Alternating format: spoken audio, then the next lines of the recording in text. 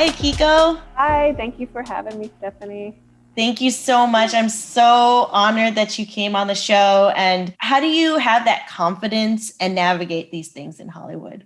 It's been a slow process to finally learn to speak up for myself and find confidence in that. I mean, my mom's from Taiwan, so she always taught me to be humble and keep your head down and work, be a workhorse.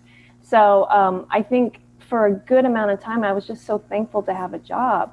But I was also kind of getting myself in these positions where I knew I was getting paid less than, many peers of mine that just happened to be men.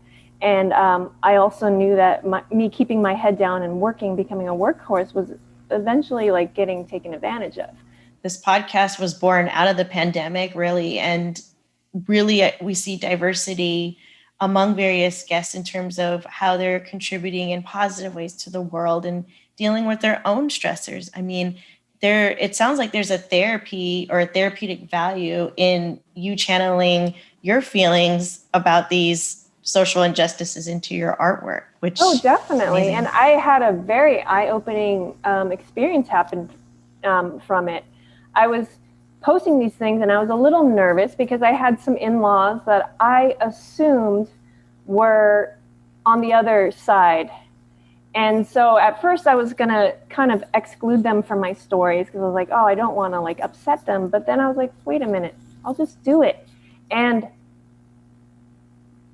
their response to me was incredible. And then I started seeing that they were posting things for BLM and posting things for like certain heavy topics. And I had to kind of open my eyes because here I was thinking that they were a certain way.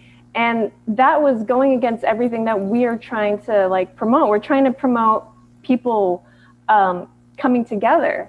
So, shifting gears a little bit, I know that you co-parent, and I am constantly working with clients that are co-parenting or planning to co-parent. So any tips or thoughts on how to do that in an amicable way? We want to put the egos aside and really just think about what our son needs. We made a pact at the very beginning of separation that we would never, ever talk shit about one another to our son. I mean, no matter how hard it is to do that, we still do that to this day, even when we had periods of times when we weren't even talking. We just really have to make sure what we say about each other around him.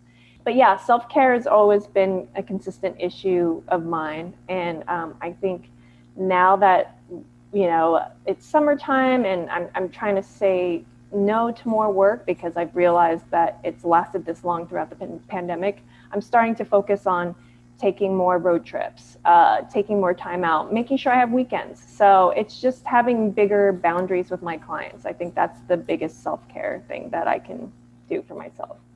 I appreciate your time, and I definitely would like to continue to connect, and yes.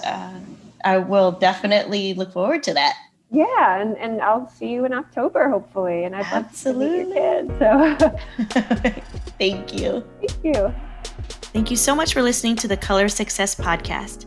Listen, like, subscribe on all major streaming platforms, YouTube, IG, and if you want exclusive content, you can join our Patreon. All links can be found at colorofsuccesspodcast.com.